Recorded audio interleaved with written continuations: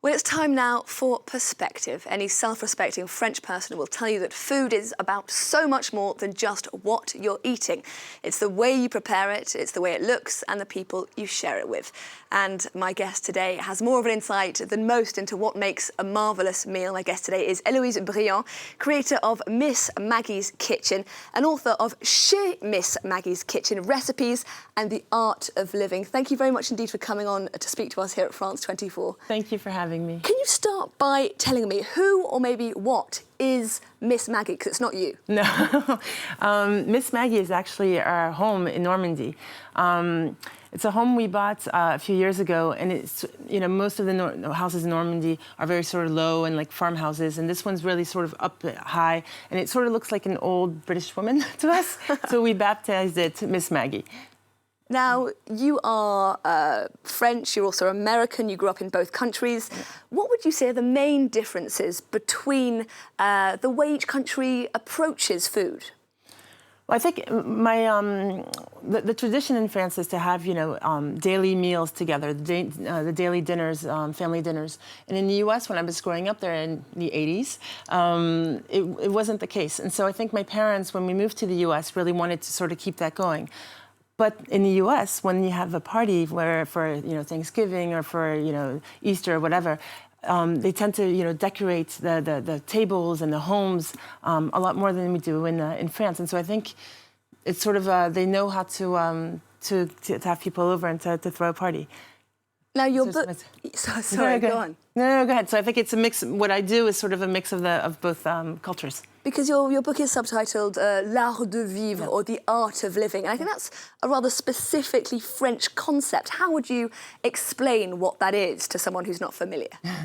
Well, to me, it's part of the way that you're going to present things. So what's going to be in a dish, so there's a lot of recipes in the book, is important. The taste is very important, how you develop recipes, but how you're going to present things on a table with the dishes you're going to choose, the flowers, the candles, the little details for, you know, placements and everything is part of the you know, art de vivre. And you haven't always worked in food. In fact, you worked in fashion for quite a while. Yes, for over 15 years. I was communications director for different brands in France. And but I had always loved cooking ever since I was a little girl. And my parents would always say I was very gourmand. I loved to taste everything. And so it's sort of the year I turned 40, it just seemed obvious to me that I had to really dedicate myself to my passions. And do you think you took a lot of that, of what you learned during your time in the fashion industry, into what you're doing now? Of course, of course. I think that life is about, it's not, people say, oh, you changed lives. I didn't change lives. It's always been a part of me. So I think everything that I learned during those years, I apply to it now consciously or unconsciously, but it's part of, you know, whether it's for photography or for film. I work with my husband a lot, and that's something we put together, yeah. And how did the idea of this book come about? It's a real tome. It's a heavy book with a number of amazing-looking recipes in it. But how did it come about? Well, we started publishing a little journal of recipes about 2 years ago with about 10, 12 recipes just for friends and family.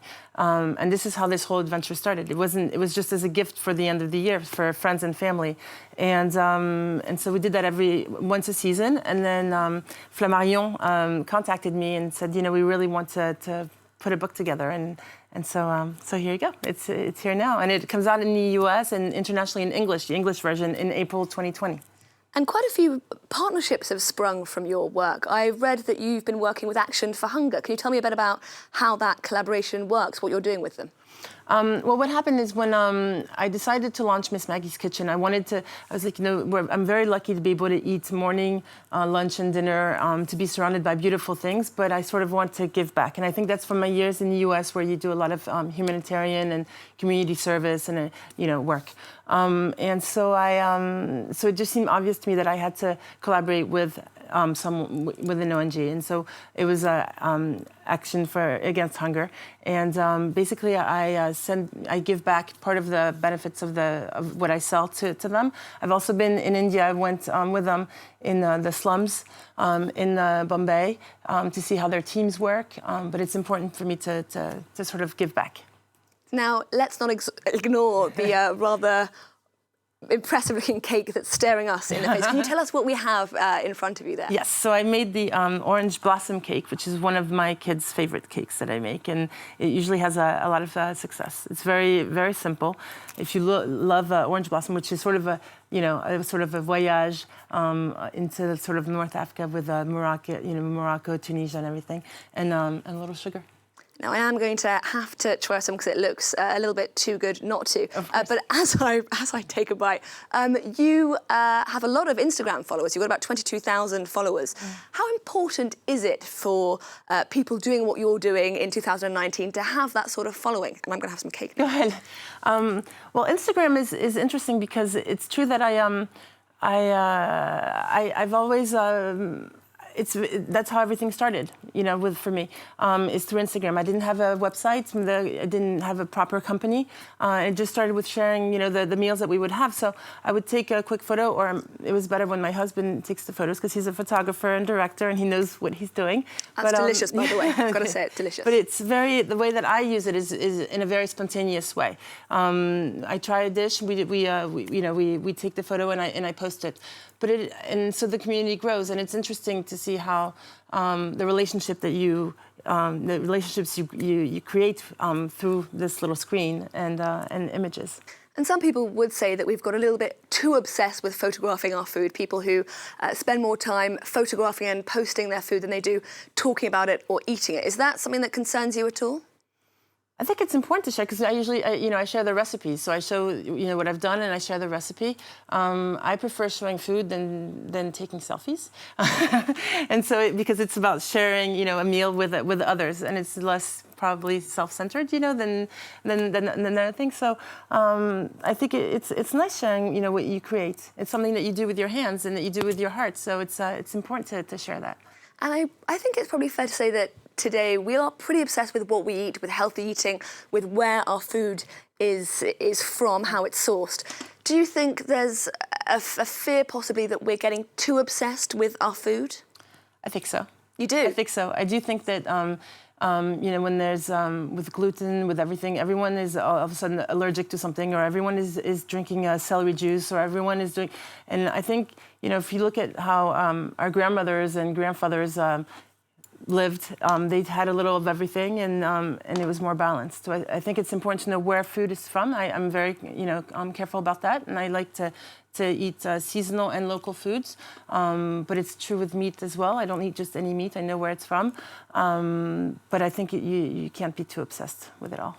Some good advice there, I think, and a very nice piece of cake. I'm going to finish the rest of that after this bulletin. Yes, Heloïse Brion, thank you very much indeed for coming on to speak to us. And this book is out in French at the moment, but if I understand correctly, it's being published in English in a few months' time. Yes, in April 2020. Excellent. Thank you very much indeed. Thank you. Bye. A reminder now of our top headlines here on France 24. Twitter's chief executive announces the end of political advertising on the platform, saying that influence should be earned and not bought. All eyes now on Facebook, whose CEO recently ruled out a similar ban. And protesters in Lebanon turn out for a calmer night of anti-government protests across the country. That as caretaker Prime Minister Saad Hariri, who resigned on Tuesday, considers returning to his position on the condition of a significant cabinet shake-up.